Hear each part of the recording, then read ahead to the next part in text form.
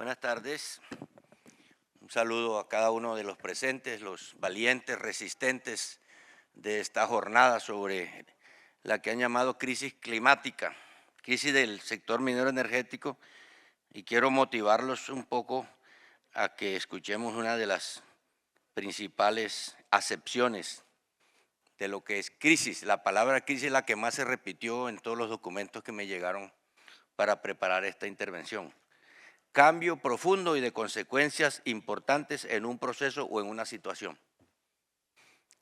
Es decir, no necesariamente crisis es un valor negativo o de retroceso o de estancamiento. También es necesaria la crisis para convertir en oportunidad, como decían hace unas décadas.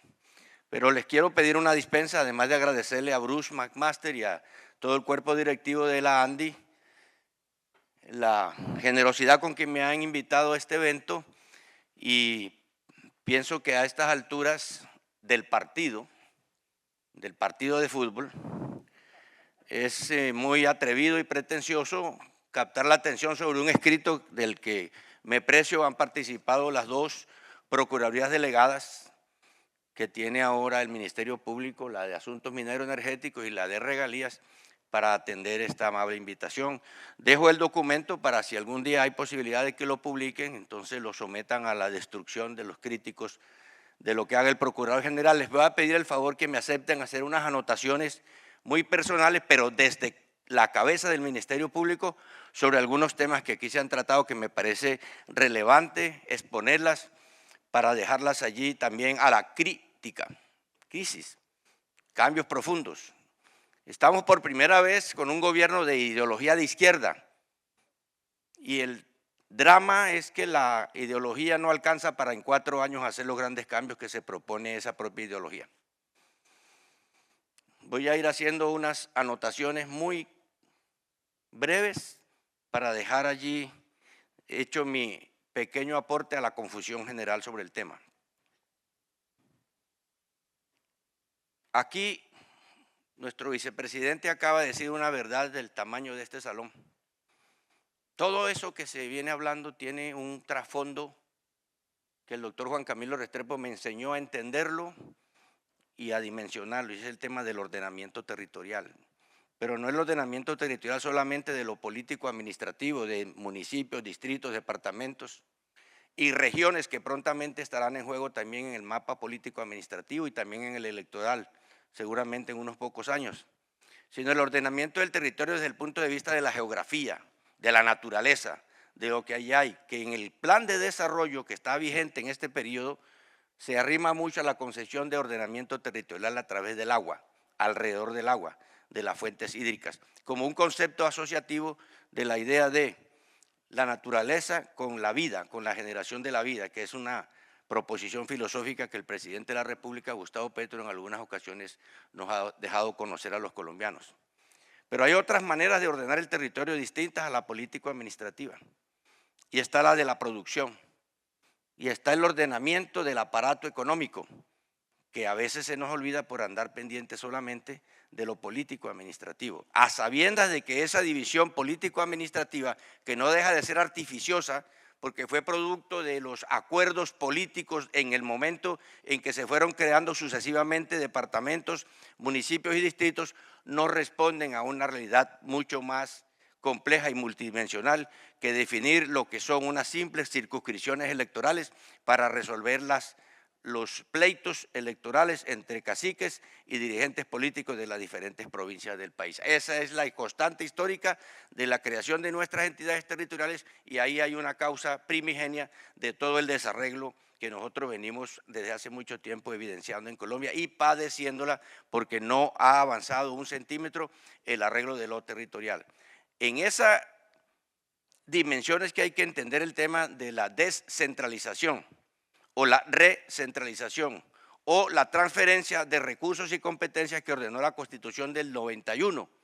para que hubiera un equilibrio que alcanzaba hasta el 46.5% del Producto Interno Bruto para transferirlo a todas las entidades territoriales del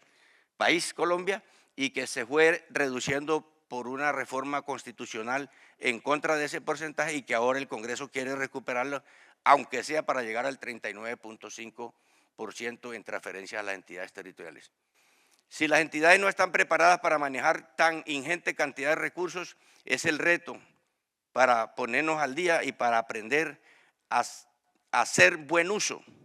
Y ahí surge también un nuevo fantasma que yo quiero dejar aquí planteado, y es el fantasma de la corrupción, que se come mucha parte de la plata de las transferencias y mucha parte de la plata de las regalías que se producen precisamente en este ámbito de lo minero energético. Me disculpan la franqueza con que yo hablo, pero el papel del procurador no puede ser de un espectador pasivo frente a lo que sucede en el país. No puede ser el notario de las cosas que suceden en los procesos ni en los expedientes que se llevan en los estrados judiciales, sino que también tiene, además de eso, el deber de velar por la sanidad, por procurar las diferentes desigualdades que se presentan en Colombia, para utilizar apenas un término amable. Por eso, y me disculpan de nuevo, les digo que no haga uso de la lectura juiciosa de este escrito, que considero bueno, ajustado a lo que se requería hoy. Yo quiero contarles qué está haciendo la Procuraduría y qué va a hacer la Procuraduría en los próximos meses para cumplir fielmente el deber que el Congreso de la República me entregó. Por ejemplo, voy a impulsar mucho el tema de la regionalización en Colombia, que ha sido una aspiración de antaño de muchos sectores que han visto truncadas sus posibilidades de desarrollo y de progreso por esa camisa de fuerza de los límites departamentales. Ya la Constitución de 91 lo insinúa en los 356, 357 artículos, pero el desarrollo legislativo se ha venido haciendo acompañado también de algunas disposiciones de orden jurisprudencial, y allí quiero hacer un paréntesis. El tema de las consultas previas se complejizó en Colombia a partir de una sentencia de constitucionalidad de un muy connotado jurista colombiano ya fallecido, que de ahí está el origen de a donde vamos nosotros. Conozco palmo a palmo el tema de La Guajira y no me explico cómo puede ser que se considere resguardo a 70 kilómetros fuera de la costa, y cómo allí se enrede la posibilidad de una explotación, un aprovechamiento mejor de un recurso natural que está allí sin uso y que se requiere para mover el aparato económico importante del país, como es el de la infraestructura energética. Y puede más entonces una tutela, con respeto por la Constitución política, en un entendimiento libresco, literal, no arrimado a la realidad de lo que debe ser la relación entre comunidades y Estado. Y ahí también quiero señalar la debilidad institucional de Colombia, que no arrancó el 7 de agosto del 22. Es progresiva, se viene acentuando, porque los colombianos no hemos aprendido todavía a respetar y a fortalecer nuestras propias instituciones, y cada que se va a hacer un arreglo normativo, entonces encontramos la fórmula para cambiarlo, para que no funcione y meternos en otra aventura de tipo legal o de tipo jurisprudencial. Y eso se llama disciplina social y disciplina política. Y ahí surge entonces la responsabilidad de los partidos políticos y de nuestros dirigentes, que tienen que avisorar, más allá del interés inmediato de ganar unas elecciones, de escoger unos concejales, unos diputados, unos representantes a la Cámara, unos señores senadores, presidente, vicepresidente y demás, es mirar cómo el rumbo de la nación ha venido atajándose en su desarrollo y ha perdido el impulso que traía en otras épocas, no solamente por la presencia de un primer gobierno de ideología izquierdista, sino por el desarreglo institucional sucesivo acumulado que viene padeciendo Colombia. Porque ojalá llegáramos a tener unos partidos verdaderamente fuertes, representativos del querer mayoritario, que figuren para su ejercicio legislativo y su ejercicio de proselitismo los intereses de los diferentes sectores que componen una sociedad moderna. No los tenemos. De manera que para el Procurador General de la Nación es muy importante ese tema de la regionalización, y consecuente con esa convicción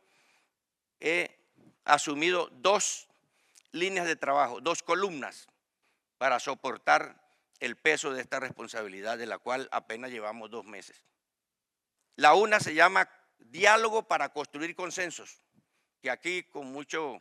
entusiasmo he oído mencionar, diálogo para construir consenso, nos falta hablar más entre nosotros, nos falta encontrarnos más. Necesitamos que instituciones públicas e instituciones privadas nos encontremos y la Procuraduría como representante institucional de la nación colombiana quiere jugar un papel activo, dinámico, propositivo, que llegue a un punto de soluciones y no quedarnos simplemente en la crítica o en el reclamo o en el señalamiento de responsabilidades. Y la otra columna es Procuraduría en las regiones, en las regiones, acá, no en Bogotá, en el centro de Bogotá, no en las capitales, en los territorios, porque allí está el origen de las soluciones a tanta problemática que tiene Colombia. No puede ser que la representación de la nación, de la gente, del común, también se centralice como se centraliza la actividad legislativa, por ejemplo. Así las cosas, estoy soltando solamente unos componentes estratégicos de la gestión del procurador y de la Procuraduría y del Ministerio Público en general, acompañado de Defensoría y de un actor muy importante que a veces se nos olvida y que queremos sacarlo a flote, que son los personeros municipales, que son en muchos casos en Colombia la única muestra de existencia de un Estado democrático o de un Estado institucional, porque no llega nadie más allá a esos territorios, no llega la presencia completa del Estado, no llega la economía y son los que nos pueden llevar y traer las informaciones y el mensaje para poder ponernos de acuerdo en Colombia qué es lo que vamos a hacer aquí. Diálogo para construir consensos.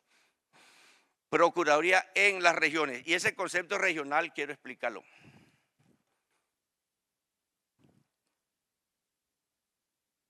No es simplemente aplicar en forma mecánica el 307, 308. Es acudir a la realidad colombiana que está allí.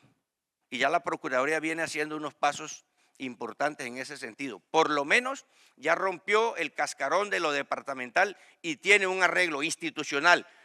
de arraigo legal para atender en criterio funcional y no solamente político-administrativo sus responsabilidades y su mandato.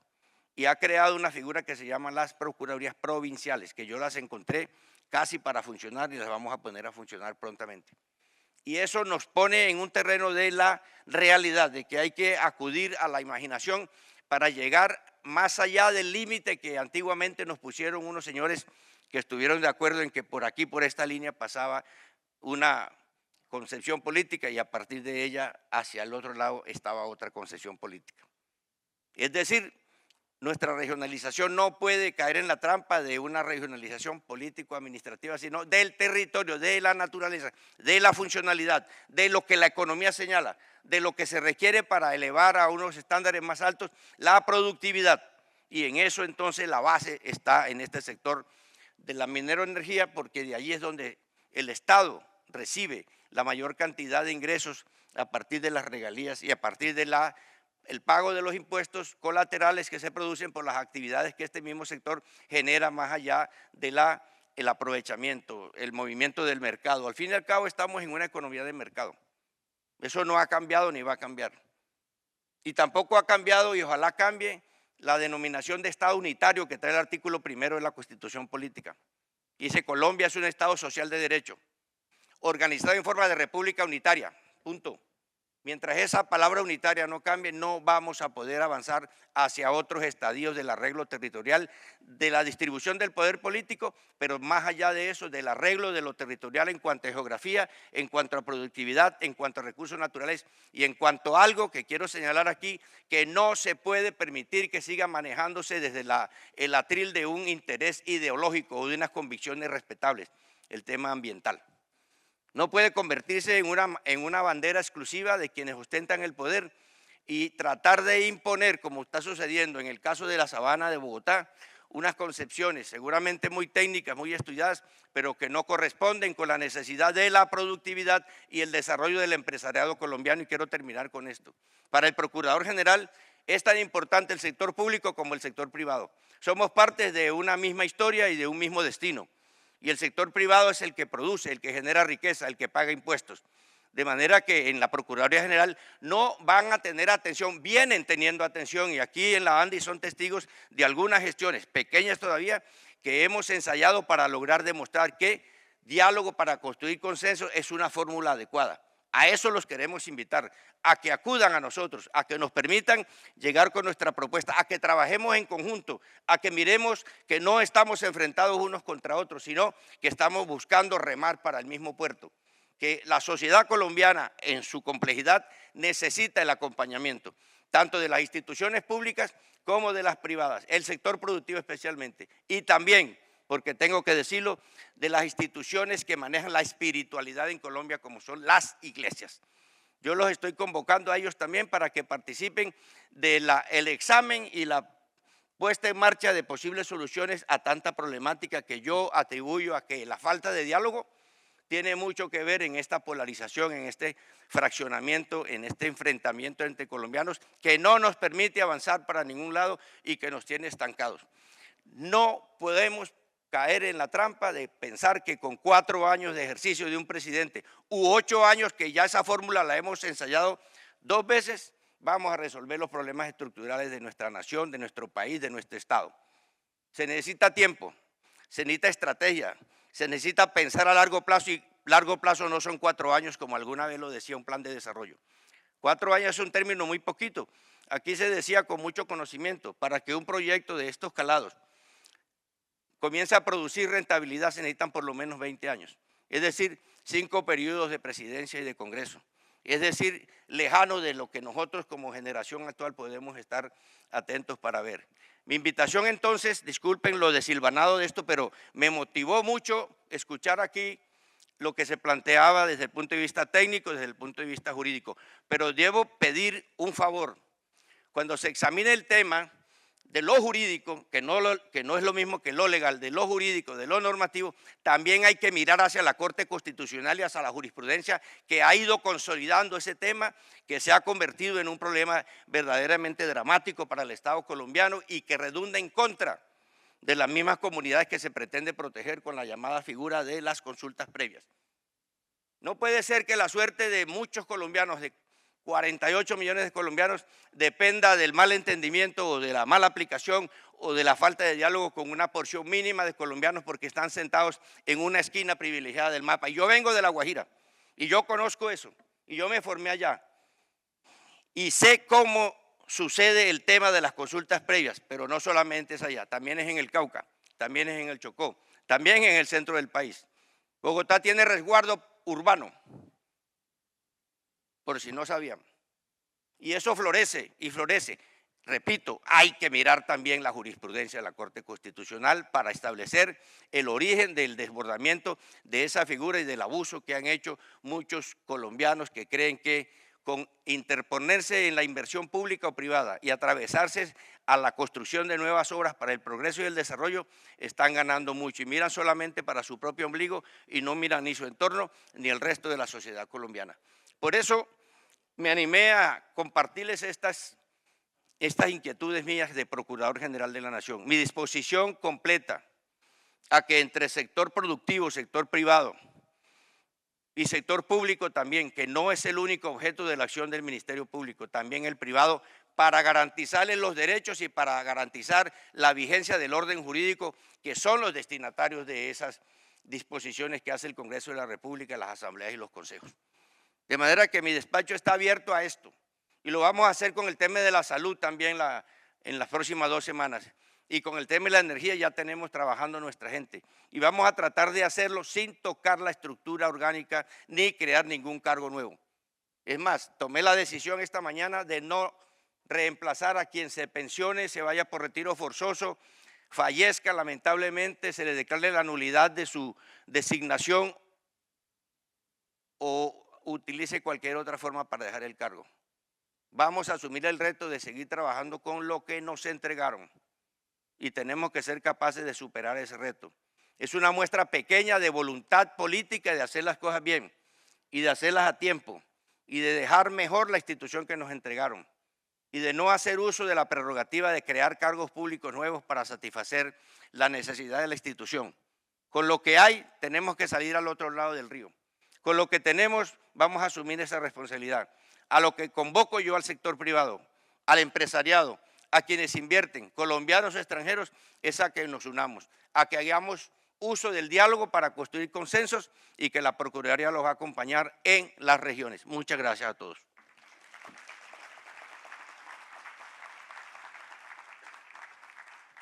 Me olvidé decirles algo al principio, pero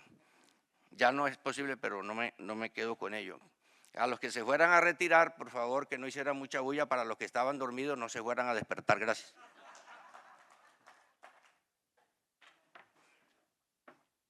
Pues señor Procurador General de la Nación, muchísimas gracias por acompañarnos en Colombia Genera. A ustedes, antes de despedirnos, les pedimos por favor escaneen el código QR. Recuerden que es muy importante para nosotros saber su opinión sobre nuestro evento y por supuesto utilizar las reflexiones hasta este final de nuestro congreso con el numeral Colombia Genera 2025. Gracias a todos por acompañarnos. Los esperamos en una próxima edición de Colombia Genera. Que tengan todos feliz noche.